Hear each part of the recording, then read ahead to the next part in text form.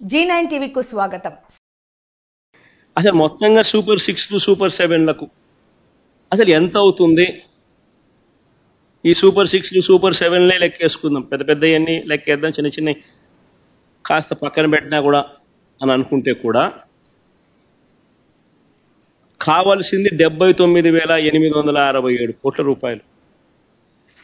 ఆడబిడ్డ నిధి 32,400 కోట్లు, అన్నదాత సుఖీభవ 10,712 కోట్లు, నిరుద్యోగ భృతి 7,200 కోట్లు, దీపం పథకానికి 3,900 కోట్లు, ఉచితంగా బస్సుకు మరో 3,000 కోట్లు, తల్లికి వందనానికి మరో 13,000 చిల్లర కోట్లు, 50 ఏళ్ళకే పెన్షన్ అనే పథకానికి మరో 9,600 కోట్లు, మొత్తంగా కలిపి దాదాపుగా 79,867 కోట్లు, అంటే 80,000 కోట్లు కావాలి.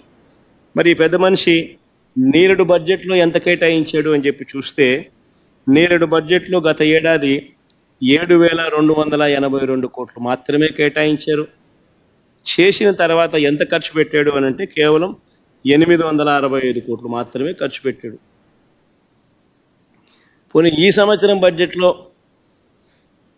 79,867 కోట్లకు గాను ఈ పెద్ద మనిషి ఎంత కేటాయింపులు చేశాడు అని అంటే కేటాయింపులే కేవలం 17,179 కోట్లు మాత్రమే కేటాయింపులు చేశాడు. అంటే ఇది కూడా ఎలాగో మోసం చేయడమే కదా అనే పద్ధతిలో జరుగుతూ ఉంది. బాబు షూరిటీ, మోసం గ్యారంటీ అన్నదానికి నిదర్శనాలు ఇవన్నీ కూడా.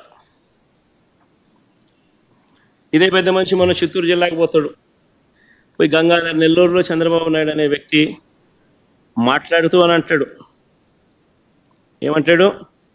వైఎస్ఆర్సీపీ వాళ్లకు ఏ పనులు చేయొద్దు, ఏ పథకాలు ఇవ్వద్దు అని పెద్ద మనిషి చంద్రబాబు నాయుడు చెప్పుకొచ్చాడు. పబ్లిక్ మీటింగ్లో ఈ పెద్ద మనిషి అందరూ చూస్తూ ఉండగా అందరి సమక్షంలో ఈ పెద్ద మనిషి మాట్లాడిన మాటలు ఇవి. ఏ పథకాలు ఇవ్వద్దు అని అంటాడు ఈ పెద్ద మనిషి. అసలు ఇది నేను అడుగుతా ఉన్నా, ఇవ్వడానికి ఇవ్వకపోవడానికి అసలు ఇది బాబు గారి సొమ్మ అని అడుగుతున్నా, ఎవడు అని అడుగుతా ఉన్నా.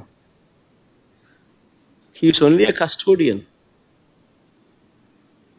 ఈ మనిషి ఎవడు అని అడుగుతా ఉన్నా.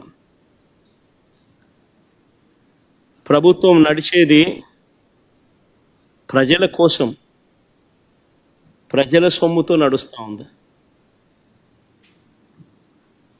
ఇదే పెద్ద మనిషి ముఖ్యమంత్రిగా ప్రమాణ స్వీకారం చేసేటప్పుడు ఈ పెద్ద మనిషి చేసిన ప్రమాణం ఏమిటి?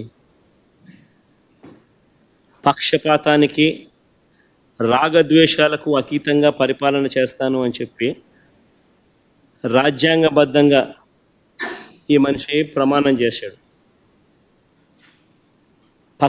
ఈ మనిషి మీద ఎవరైనా జడ్జిలు కానీ, ఆయన మాటలు, నా మాటలు ఎవరైనా జడ్జిలు వింటున్నా కానీ, అది గవర్నర్ గారైనా కానీ నా మాటలు ఆయన మాటలు ఎవరైనా కానీ విన్నా కానీ, అసలు ఇలాంటి వ్యక్తిని ఒక్క నిమిషమైనా ముఖ్యమంత్రి స్థానంలో కొనసాగించడం ధర్మమేనా?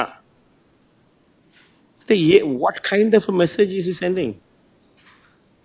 ఏ రకమైన మాటలు మాట్లాడుతూ ఉన్నాడు ఈ మనిషి? ఇలాంటి వ్యక్తులు ముఖ్యమంత్రులుగా ప్రమాణ స్వీకారం చేసి పరిపాలన చేయడం అన్నది ఏ రాష్ట్రానికైనా శ్రేయస్కరమా?